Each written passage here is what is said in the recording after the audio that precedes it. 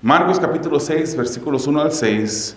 Y voy a leerlo, esos versículos al principio, que al cabo son solamente 6 versículos. Y usted me puede seguir con su vista. Dice la palabra así. Jesús se marchó de allí y llegó a su pueblo y sus discípulos lo siguieron. Cuando llegó el día de reposo, comenzó a enseñar en la sinagoga y muchos que escuchaban se asombraban diciendo: ¿dónde obtuvo tales cosas? ¿Y cuál es esta sabiduría que le ha sido dada? Y estos milagros que hace con sus manos. ¿No es este el carpintero, el hijo de María, y hermano de Jacobo, José, Judas y Simón? ¿No están sus hermanas aquí con nosotros? Y se escandalizaban a causa de él.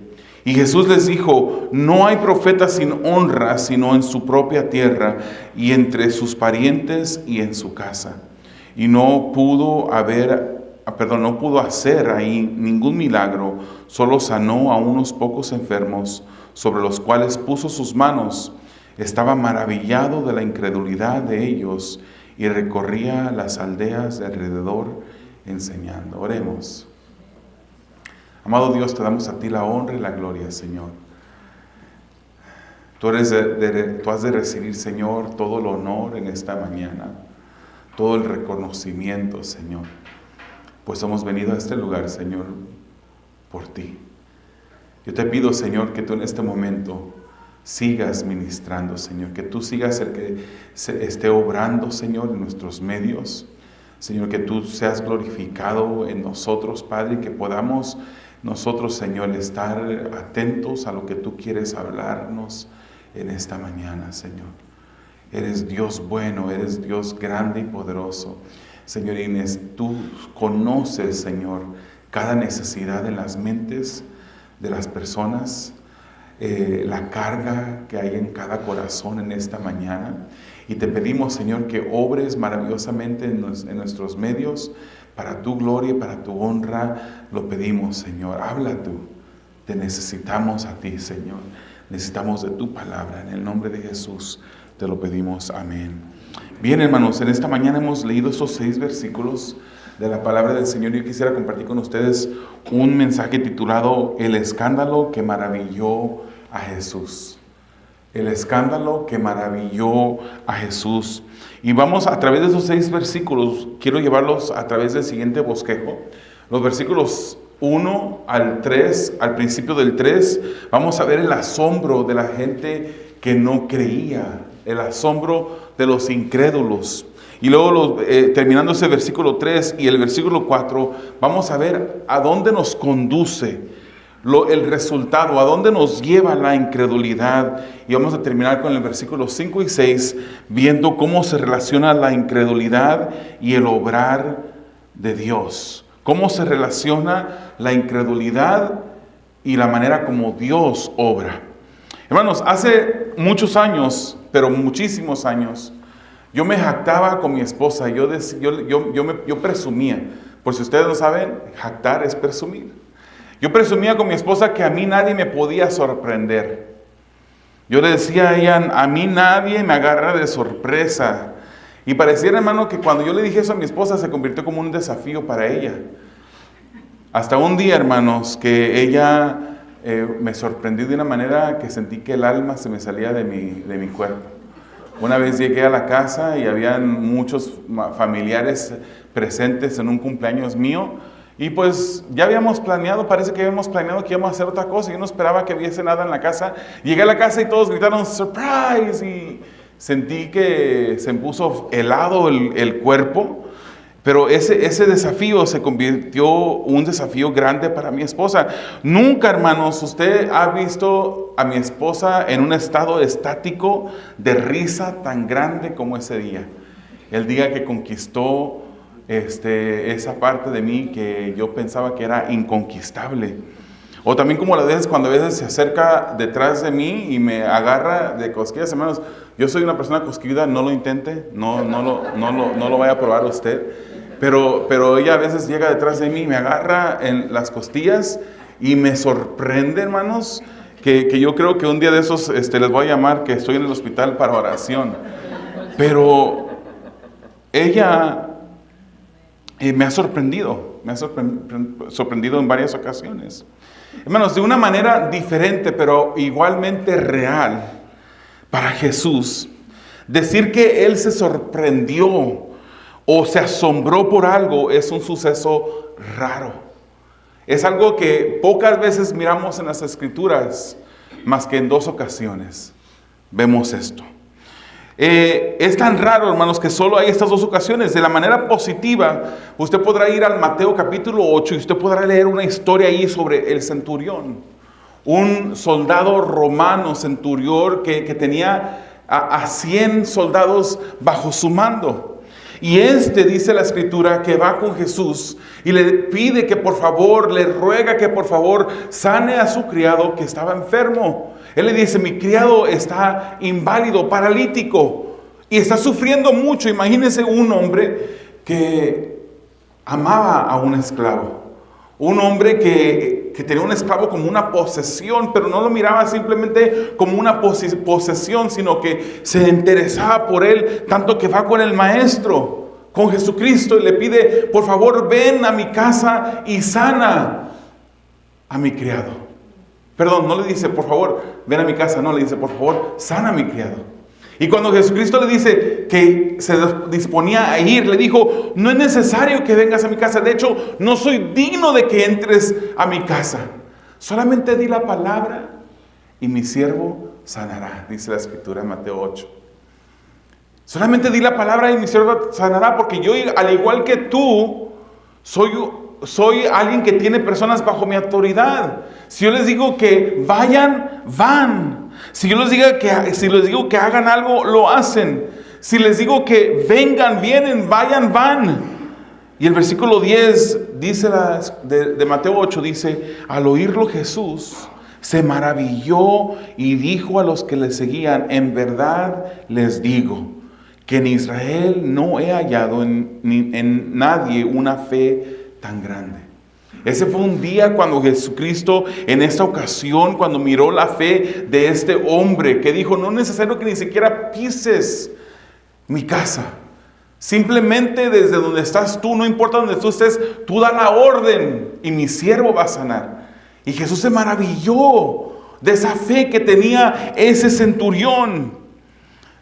De una manera negativa se maravilló también. Y eso es lo que vamos a ver en esa escritura en este día. Hoy veremos este pasaje y miremos cómo se maravilló Jesús sobre el escándalo o cómo la gente se escandalizaba por lo que estaba sucediendo. Vamos a ver el primer punto, hermanos, los versículos 1, 2 y la primera parte del versículo 3. El asombro no resuelve la incredulidad. El asombro no resuelve la incredulidad. Hermanos, Jesús está en acción. Empezamos a ver este versículo 1, cómo Él sigue predicando. Él se marcha de un lugar y se va a otro para seguir predicando la escritura, lo que Él venía predicando sobre el reino. Se marcha y llega a su pueblo. Y cuando dice la escritura que llega a su pueblo, esto no está hablando de una etnia. Esto no está hablando de una raza. Esto no está hablando de como cuando la escritura dice este pueblo de labios me honra, pero su corazón está lejos de mí. No está hablando de un grupo, de una raza específica. Él está hablando del pueblo donde Él creció. Jesucristo llega a esa localidad, a un lugar que era familiar para Él. Llegó a Nazaret. En Nazaret, ese lugar donde se había mudado su familia, la familia de Jesús, a una temprana edad de Jesús. No era un lugar muy poblado, era un lugar que tenía pocos habitantes. Y este lugar, hermanos, no era un lugar de buena reputación. Incluso había un dicho que se decía, ¿acaso podrá salir algo bueno de Nazaret? La gente se preguntaba, era un dicho común en aquellos tiempos. Pero era el lugar, hermanos, donde pasó él la mayoría de su vida. Ahí la gente lo conocía. La gente lo conocía. Era Jesús. La gente conocía la familia de Jesús. Conocía la casa donde vivía la familia de Jesús. Seguramente lo conocían los vendedores del mercado cuando su mamá María lo mandaba al mercado a comprar cosas. Seguramente habían quienes estaban ahí y lo miraban, personas que habían crecido con él, que habían jugado con él en la calle. Seguramente al verlo la gente recordaba la mesa que les había comprado a la familia, que a lo mejor Jesús o a lo mejor José habían fabricado. Como cuando llega usted de mucho tiempo a su pueblo, la gente se sorprende. Y a lo mejor usted salió jovencito de su pueblo, llega de regreso y ahora lo miran de una manera sorprendida. Pero cuando salió tenía cabello. Cuando salió no tenía canas. No tenía esas arrugas que ahora se dibujan en su rostro. Salió con guaraches y un morralito de ropa que tenía y ahora llega con una vista muy diferente. La gente se sorprendía seguramente de Jesús. Él no llega solo, hermanos. La Escritura nos dice que llegó con sus discípulos. O sea, esta visita a Nazaret era más que una visita familiar. Era una visita en la cual Jesús había llegado para seguir predicando el Evangelio. Eso es lo que Jesús hacía, hermanos. Y ese es ser el modelo que nosotros sigamos nosotros. ¿A cuántos le ha predicado usted esta semana? Digamos este mes. ¿A cuántas personas usted le ha predicado el mensaje del Evangelio en este mes? Hermanos, dice la Escritura que en el día de reposo Jesús solía entrar a la sinagoga. Y en esa Escritura no es la primera vez que vamos a hacer eso. Vemos cómo Jesús entraba en las sinagogas y Él predicaba, Él leía la Escritura y hablaba unas palabras. Esta visita a Nazaret, hermanos, no fue la excepción. A los rabinos itinerantes se les daba la oportunidad que leyeran la Escritura y que dieran unas palabras en explicación de las Escrituras. Esa era la costumbre en las sinagogas. Las sinagogas, para los que no saben, eran por los lugares de reunión donde se reunían las personas judías. Y cuando llegó el sábado, en el día de reposo, las personas que lo habían visto crecer, cuando lo escucharon leer las Escrituras y cuando lo escucharon hablar sobre las Escrituras, ellos quedaron asombrados. Ellos quedaron asombrados. Y hermanos, uno diría, qué bonito, qué maravilloso que cuando Jesucristo estaba enfrente de Dios, yo me hubiera gustado ser una de esas personas, estar escuchando a Jesús leyendo las Escrituras y escuchando a Jesús cómo Él explica las Escrituras. Usted podrá pensar, eso fue algo maravilloso. Y la gente se preguntaba, ¿dónde obtuvo tales cosas? Pero que ese no era el niño que jugaba con mis hijos en la calle. Que ese no era el que venía a comprar las verduras al mercado. El que mirábamos a jugar con nosotros niños. ¿De dónde llegó esa sabiduría a él? Se sorprendían, estaban asombrados. ¿Cómo es posible que este niño que vimos crecer, que después se convirtió en adolescente, cómo es posible que ahora haga estos milagros de los cuales hemos escuchado tanto? Se recuerda que las Escrituras decían y dicen que la fama de Jesucristo se extendía, se iba extendiendo cada vez más. Estas personas estaban asombradas. Pero ¿sabe qué? Esto no es algo bueno que las Escrituras nos están diciendo.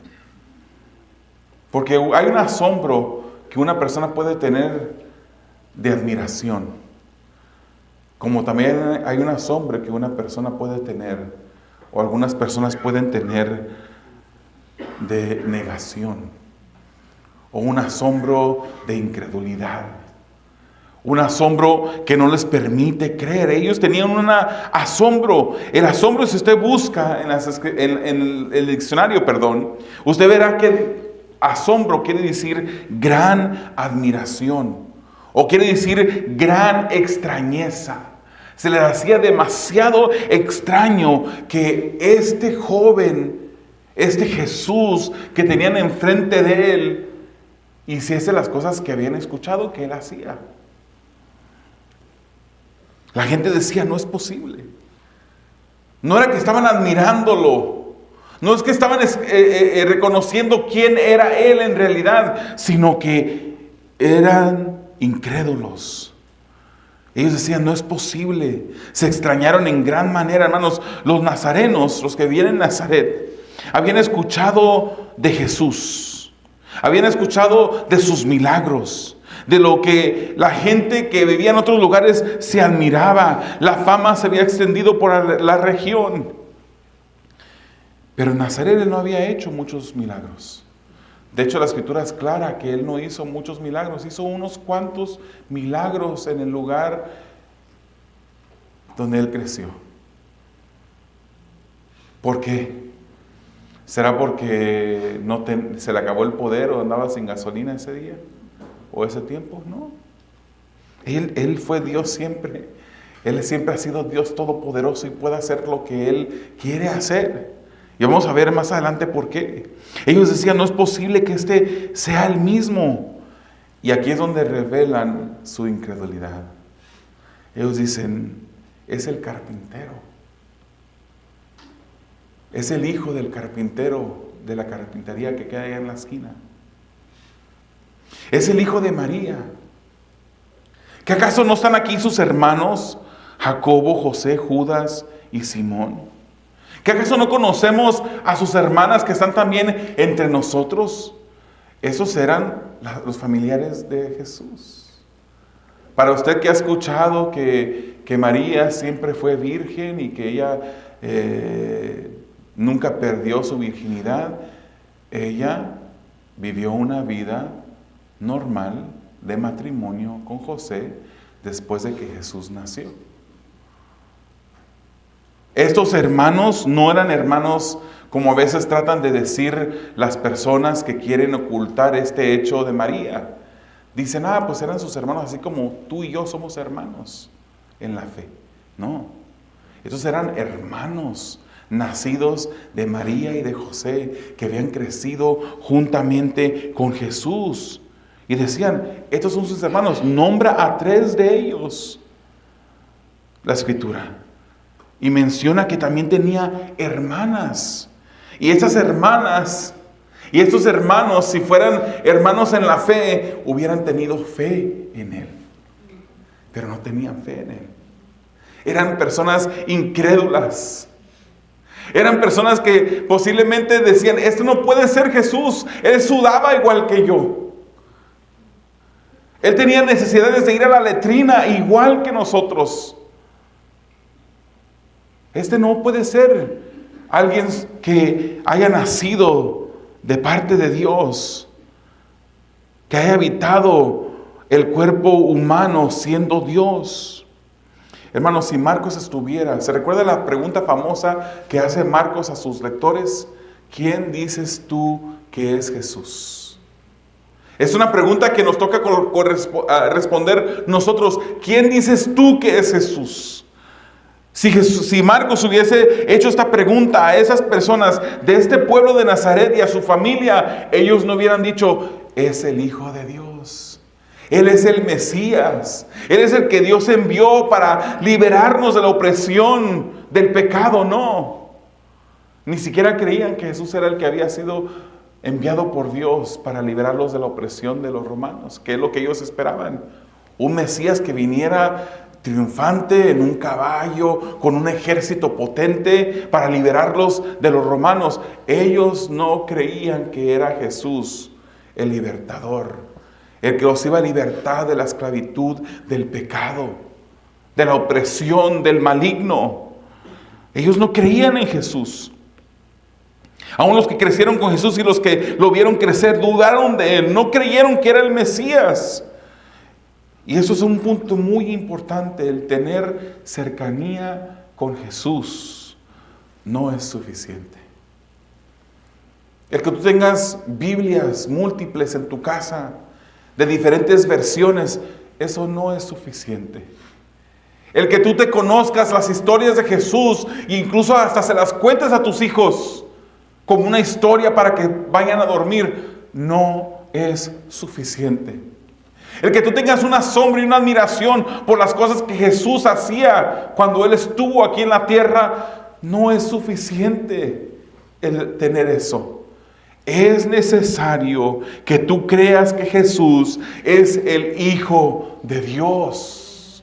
Es necesario que tú creas que Él es Dios encarnado. Cuando estuvo aquí en la tierra, habitó en un vaso humano. Es necesario que tú creas en Él y que tú lo veas como tu Señor, el Señor de tu vida. El que tú busques obedecerlo. El que te duela cuando le fallas. Es necesario que a ti te duela cuando tú le fallas, cuando tú le desobedeces. Si no hay dolor en ti, si no hay una necesidad en ti de ir al Maestro y pedirle perdón por ofenderle, hay algo mal en tu vida. Podrás decir, sí, yo creo en Jesús, yo creo en el Jesús histórico, pero no has puesto tu fe en Jesús. No has puesto tu fe en Jesús.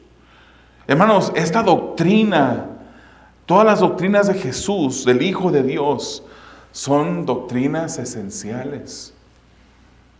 Son doctrinas esenciales. Usted no le puede decir hermano a nadie. A nadie le puede decir usted hermano si ellos no creen que Jesús es Dios. Los mormones se dicen que son cristianos, pero no son nuestros hermanos. Son personas buenas, hermanos. Son personas buenas que incluso llegan a las puertas, tocan y si te dicen, te ofrecen ayuda y tú les dices, necesito ayuda cortando el césped de mi casa, ellos lo hacen. Hasta en eso nos ponen el ejemplo. Son personas de buen corazón, personas que sirven, pero ellos no creen que Jesús es el Hijo de Dios. No creen que Jesús es Dios. Y muchos pasan diciendo que las Escrituras han sido pervertidas. A través del tiempo han sido pervertidas y que lo que leemos ahora no es lo que originalmente se escribió. Pero sabemos que eso no es verdad, hermanos. Usted no se crea de esa mentira. Solamente del Nuevo Testamento hay como 6,000 porciones y manuscritos de las Escrituras del Nuevo Testamento. Y sabemos, poniéndolas todas y mirándolas, examinándolas, sabemos exactamente lo que el original decía. Algunos dirán, pero es que no tenemos las escrituras originales. Y es verdad, no tenemos las escrituras originales. No hay ningún libro de las escrituras en Levítico o del Nuevo Testamento, Viejo o Nuevo Testamento, que nosotros podamos decir, está en tal lugar, lo tiene tal persona. No existen, pero tenemos manuscritos.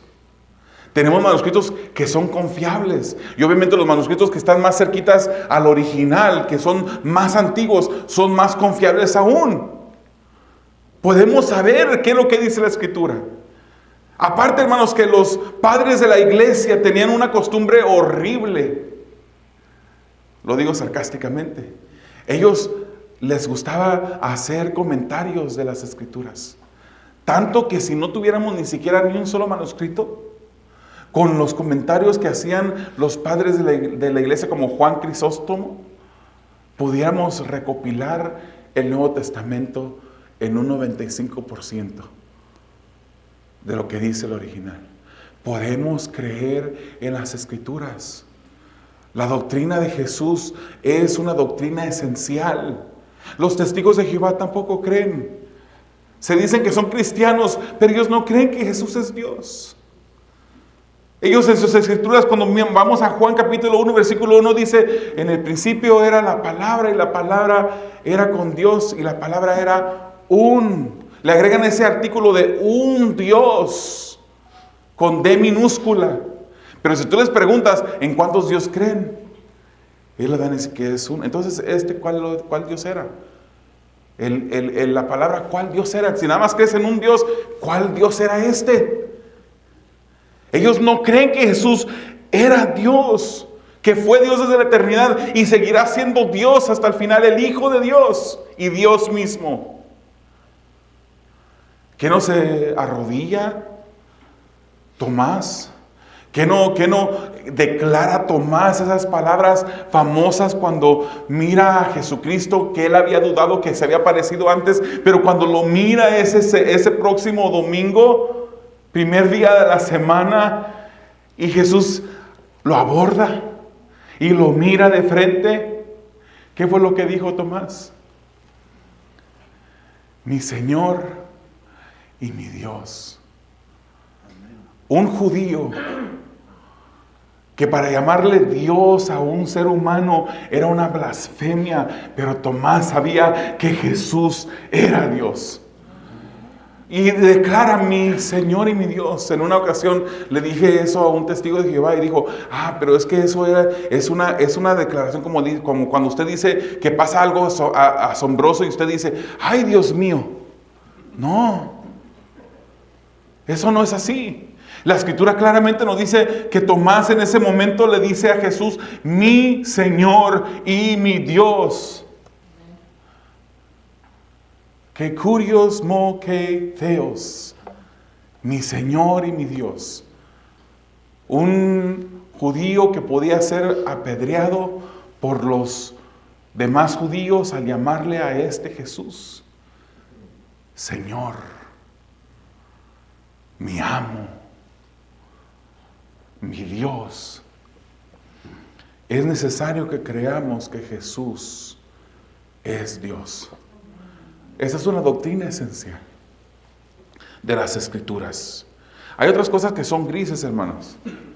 Hay otras cosas que predican las otras iglesias malmente. No estamos apoyando cuando predican que, por ejemplo, no sé, la mujer no se puede poner pantalón. La mujer no puede traer aretes, no puede traer joyas, no puede ponerse maquillaje.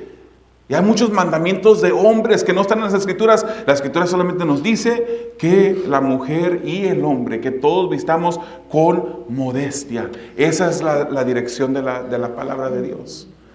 Y esas otras personas, otras iglesias predican esas cosas, mandamientos de hombres. Pero si creen en las cosas esenciales, aunque estén equivocados en esto, son mis hermanos.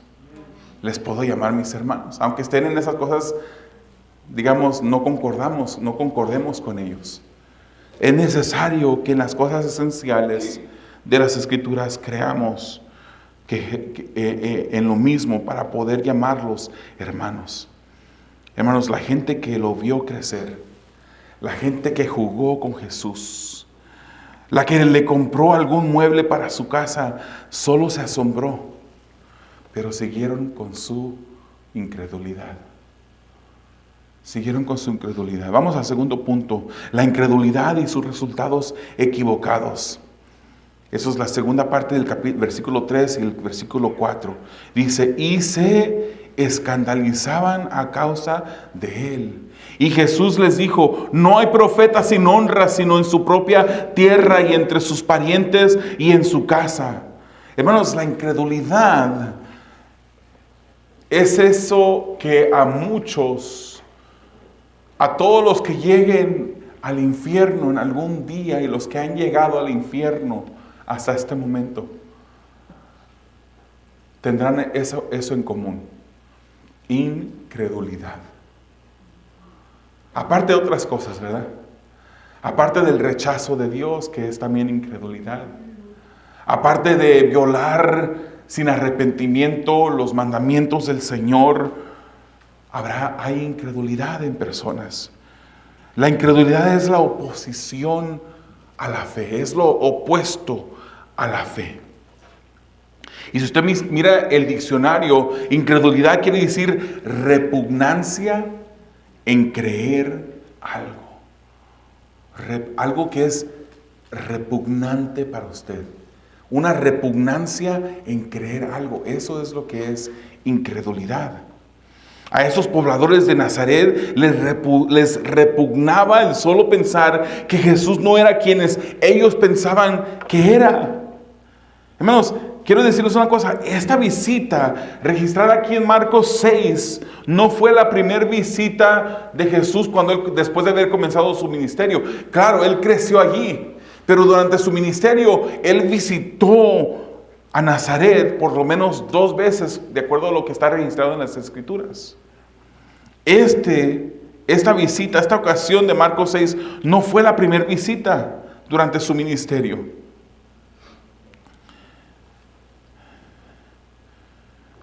Pero ¿cómo le fue en su primera visita? ¿Quieres saber dónde está su primera visita? Está registrada en Lucas capítulo 6, versículos 16 al 30. No dice la Escritura que llegó a Nazaret y la gente se preguntaba, y Lucas lo narra de una manera diferente. Dice, ¿no es este el hijo de José? Lucas lo dice.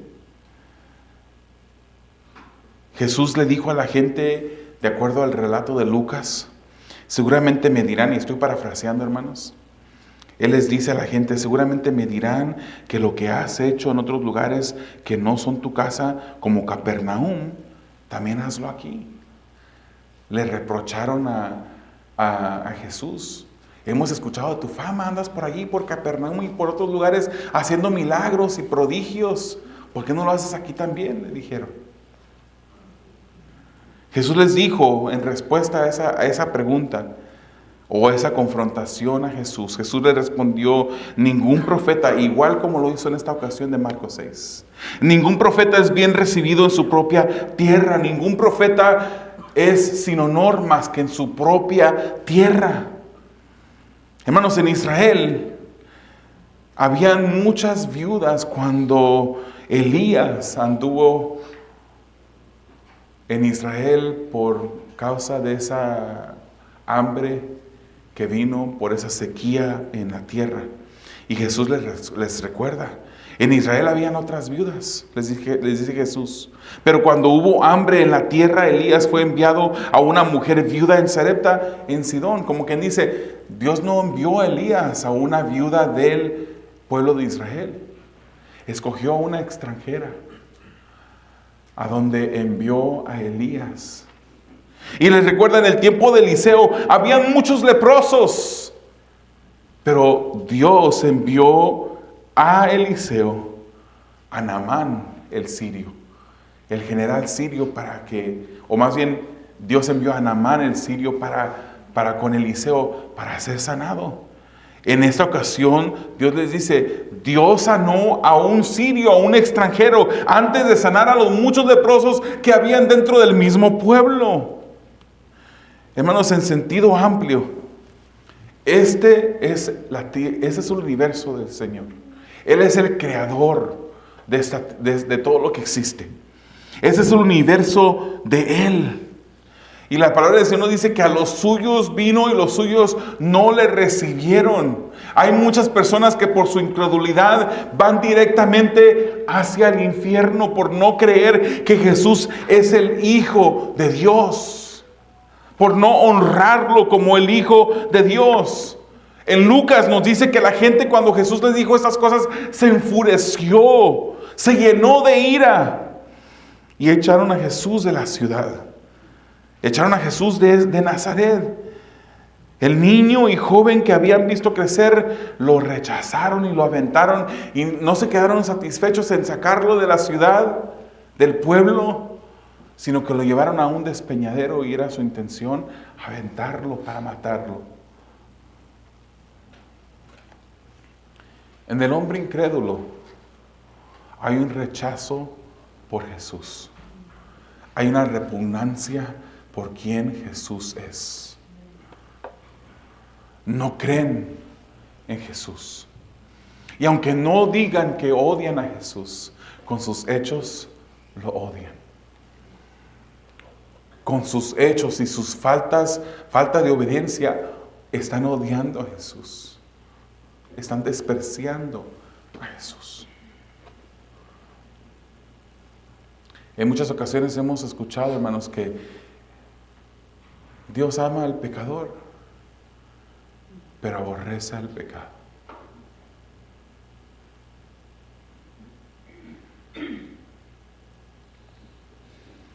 Y se nos ha metido ese adagio en nuestras mentes, se nos ha incrustado en las mentes. Dios ama al pecador, pero aborrece el pecado. Hay una ocasión que es verdad eso.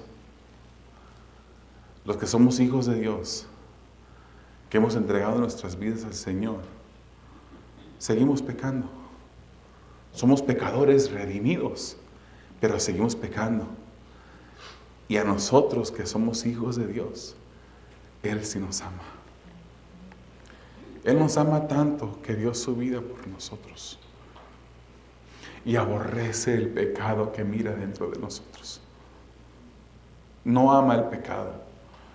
De hecho, Él instituyó un camino de santificación para que todos aquel que están en Él sean santificados conforme van caminando en la cristiandad, en el cristianismo. Pero es imposible decir que Dios puede amar a un pecador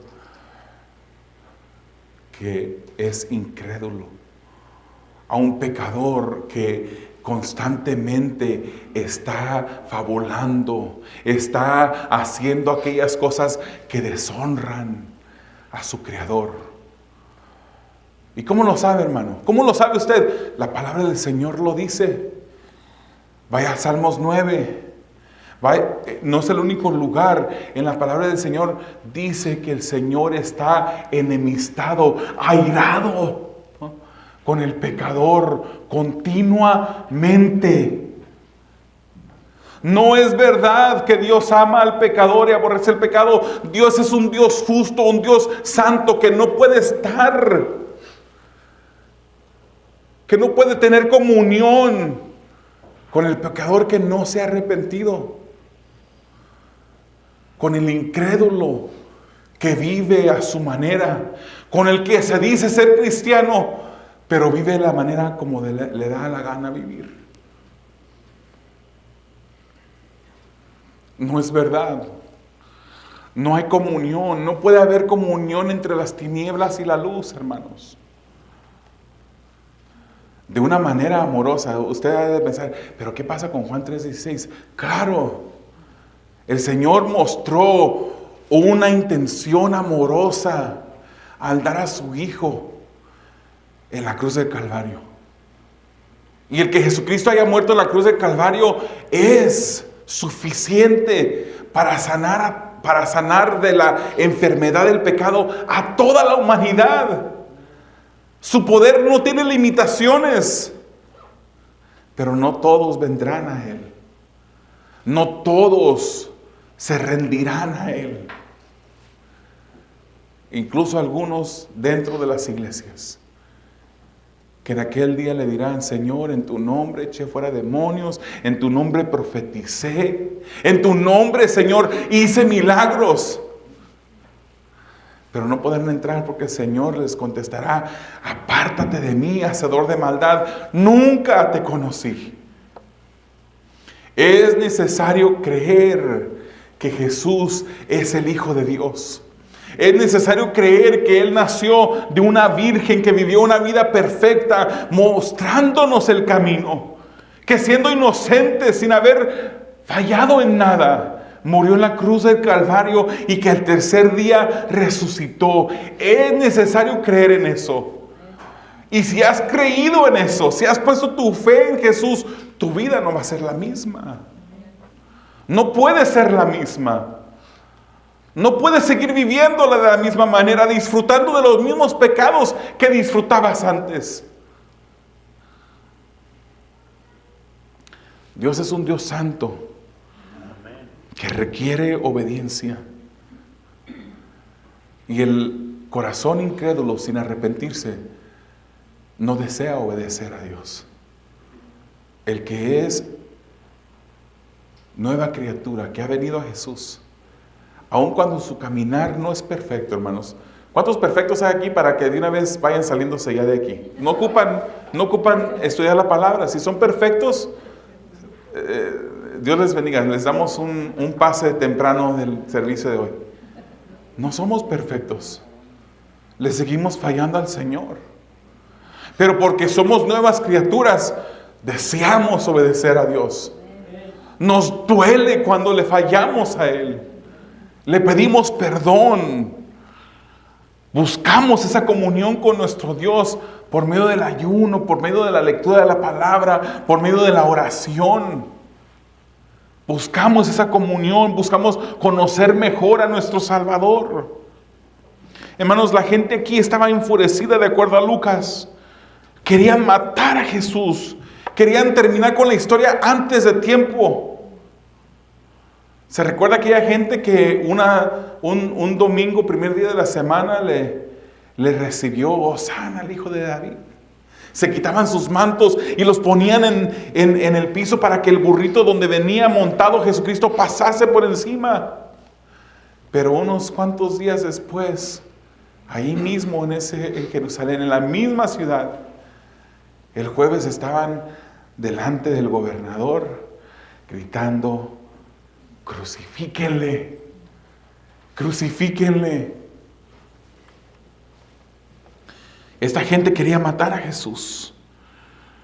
Como vemos, hermanos, la primera visita a Nazaret terminó de manera desastrosa. Pero Jesús volvió. Jesús volvió. Nazaret no tiene excusa. Los habitantes de Nazaret en aquel momento no tendrán excusa. Porque el joven, el niño que vieron crecer en sus medios, el joven que vieron crecer aprendiendo el arte de carpintería como José, a él lo rechazaron. A ellos, él vino y ellos lo rechazaron. ¿Estás rechazando tú al Hijo de Dios? Quizás si te preguntara yo, si fuera una persona por persona pidiéndoles que nos respondieran en voz audible a todos: ¿has rechazado tú al Hijo de Dios? Quizás usted dijera que no. Pero examina tu vida. Examina tus acciones, tus decisiones que has tomado en esta semana, en este último mes. Las veces que has optado por sentar al ídolo de tu persona en el centro de tu corazón y has optado mover a Jesús de ese lugar, porque decidiste honrar tus deseos, decidiste obedecer a tus impulsos antes de rendirte y obedecer a tu maestro. La incredulidad del hombre es la cadena de hierro que lo ata y le prohíbe venir a Jesús. Y vemos otros ejemplos en las Escrituras, hermanos. A Números capítulo 13 vemos que de los 12 espías, 10 no creyeron. Y toda la generación que salió de Egipto murió en el desierto. Llegaron unas semanas después, llegaron al lugar donde donde Dios les había dirigido para entregarles la tierra. Salieron de Egipto y llegaron unas semanas después, pero entraron 2 espías. Y la gente, cuando llegaron los espías de regreso, la gente creyó a los 10 incrédulos. Y por eso anduvieron navegando 40 años en el desierto y quedaron tendidos en el desierto por la incredulidad. Vemos otro ejemplo, hermanos, en Génesis capítulo 3, cuando Dios les dice a Adán y a Eva, o le dijo a Adán: de todo árbol puedes comer, menos de este, porque el día que de este comas morirás. Pero no creyeron que su comunión con Dios iba a ser quebrantada y tomaron del fruto prohibido. Adoraron su ego, adoraron el yo, obedecieron a sus deseos en lugar de obedecer a quien los había creado, los había puesto ahí en el huerto del Edén. Esteban mismo, hermanos, Esteban, el primer mártir de la iglesia, confrontó la incredulidad de los religiosos. Y lo vemos en Hechos capítulo 7. Dice: ustedes que son tercos e incircuncisos de corazón y de oídos, resisten siempre al Espíritu Santo, como hicieron sus padres, así hacen también ustedes. ¿A cuál de los profetas no persiguieron sus padres? Ellos mataron a los que antes habían anunciado la venida del justo, del cual ahora ustedes se hicieron traidores y asesinos. Ustedes que recibieron la ley por disposición de ángeles y sin embargo no la guardaron, porque fueron incrédulos. Para este momento ya había muerto Jesús en la cruz del Calvario, ya había resucitado. Y este personaje que les dice estas palabras, Esteban, a esos religiosos, ¿qué cree que le hicieron después? Lo mataron, lo apedrearon, y las ropas de Esteban fueron aventadas a los pies de un tal Saulo. Ese mismo que después arrancó con cartas de los principales para ir a perseguir a los cristianos. Ese mismo que agarraba a los creyentes y los sacaba, los arrastraba de sus casas para darles muerte. Ese mismo es el que se encontró con Jesús camino a Damasco. Y cuando esa luz le resplandeció, cayó en tierra. Y ahí fue su conversión, porque dijo: ¿qué quieres, Señor, que yo haga? Reconoció a Jesucristo como su Señor. Pregúntale tú eso, Señor, en esta mañana. Que esa pregunta sea una pregunta constante en tu vida. ¿Qué quieres que yo haga, Señor, mi amo? Yo soy tu esclavo, yo te obedezco. En esa segunda visita a Nazaret, hermanos, Jesús se asombra por la incredulidad persistente de la gente. Tener una cercanía con Jesús, haber crecido en un hogar cristiano, no es suficiente. El venir constantemente a la iglesia no es suficiente. La incredulidad tiene fines desastrosos. Es necesario creer en Jesucristo para vida eterna. Y brevemente, el último punto: la incredulidad permite la obra. La incredulidad no permite la obra de Dios. La incredulidad no permite la obra de Dios. Dice versículos 5 y 6: y no pudo hacer allí ningún milagro, solo sanó a unos pocos enfermos sobre los cuales puso sus manos. Y eso es de donde sale el título, versículo 6. Estaba maravillado de la incredulidad de ellos y recorría las aldeas de alrededor enseñando.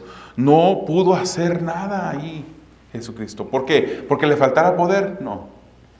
Simplemente decidió no hacer, porque la incredulidad y la obra de Dios no van de la mano.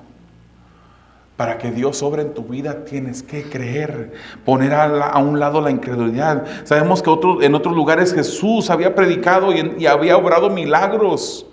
Y la gente, aunque no lo seguía por quién Él era, pero sabía que Él podía hacer milagros y tenían esa confianza, iban a Él. Se recuerda que la Escritura nos dice que se aventaban en Él para ser sanados.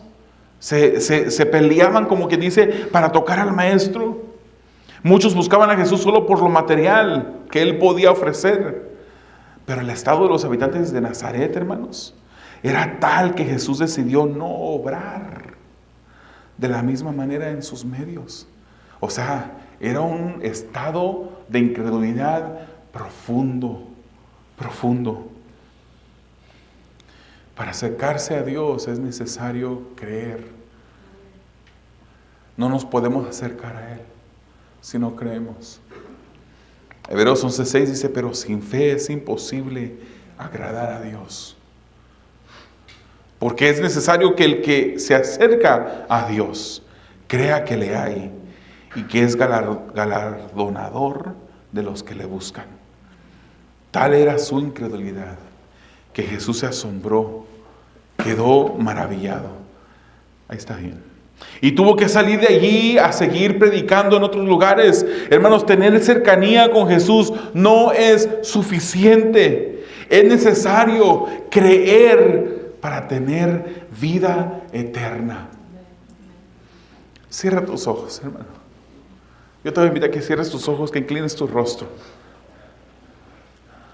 Si tú dices ser cristiano, hermanos, yo te quiero invitar en este momento, como el apóstol Pablo invitaba a sus lectores: examina tu fe.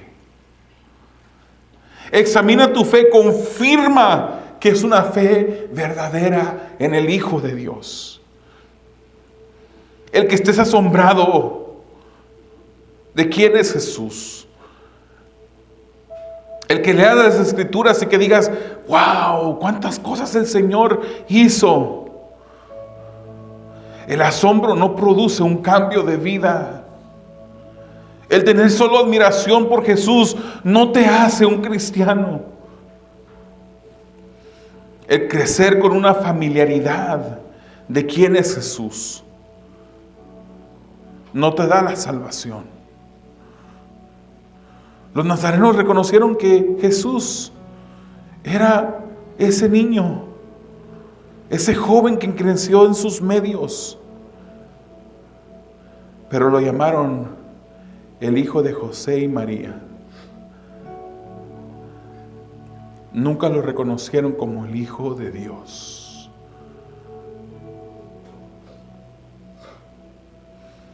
Reconoce en este momento delante de Dios, eso es algo personal, si le estás fallando al Señor.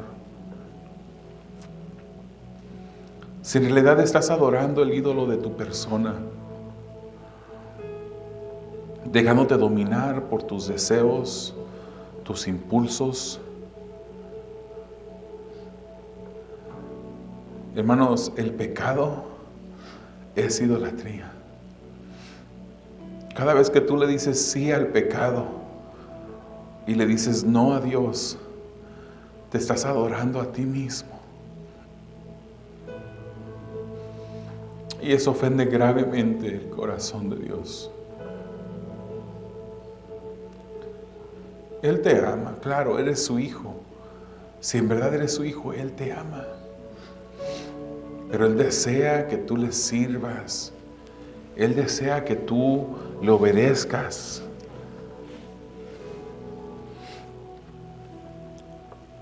Si tú no eres cristiano en esta mañana, si a través de esta predicación te has dado cuenta que tú eres uno de esos que solamente admirabas a Jesús, pero que tu vida no demuestra ningún cambio, que no hay nada que puedas examinar dentro de ti, que pueda aludir ni siquiera que eres un hijo de Dios, arrepiéntete en esta mañana. Hoy es el día de salvación. Cuando escuches hoy su voz, dice el libro de Hebreos, no endurezcas tu corazón. Deja de ser un fanático de Jesús y reconócelo como tu Señor. Recuerda que el asombro de Jesús no produce para una ganancia, para vida eterna. La incredulidad del hombre solo te llevará a una eterna destrucción. Porque es verdad que Juan 3:16 dice, porque de tal manera amó Dios al mundo, que dio su Hijo unigénito para que todo aquel que en Él cree no se pierda, sino que tenga vida eterna. Pero yo quiero darte una advertencia de no olvidarte de 2 versículos más adelante, en Juan 3:18. No ignores las palabras de las Escrituras que dicen, pero sin fe. De las Escrituras en Juan 3:18 que dice, el que cree en Él no es condenado, pero el que no cree ya ha sido condenado, porque no ha creído en el nombre del unigénito Hijo de Dios. Hoy es día de arrepentirte. Hoy es día que le entregues tu todo. Él lo entregó todo por ti. Se humilló, el Dios eterno, para venir a habitar un cuerpo humano. Si Él lo entregó todo por ti, ¿por qué no lo has de entregar tú todo por Él? Y te aseguro que aunque tú lo entregues todo, eso no es un pago para el Maestro. Nunca podremos pagar, nunca podremos satisfacer la deuda, porque Jesucristo es el que satisfizo la deuda para todo aquel que se humilla y pone su fe, porque por gracia, mediante la fe, sois salvos. No por obras, no por obras para que nadie se gloríe, sino que es un regalo, es un don de Dios. Amado Dios, te damos gracias por tu palabra y te pedimos, Señor, que tú sigas hablando a nuestros corazones, Señor, en lo que permanece este día. en lo que dura esta semana, Señor. Que tu Santo Espíritu, Señor, sea quien nos redarguya toda la vida que resta. Tú nos amas, Señor. A los que somos tus hijos, Señor, tú nos has dado la potestad de ser llamados hijos de Dios y por ende nos amas. Pero te pedimos perdón, Señor, por esas ocasiones en las que podemos el yo antes que tú. Permítenos, Señor, poder honrarte, servirte, amarte, obedecerte de una mejor manera cada día.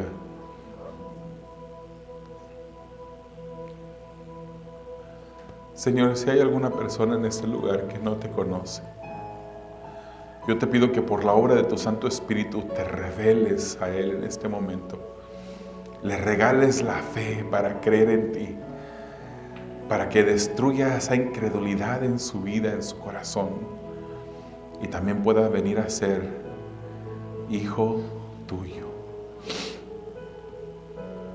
Porque tú amas al pecador arrepentido, pero estás airado con el pecador no arrepentido todos los días. A ti sea la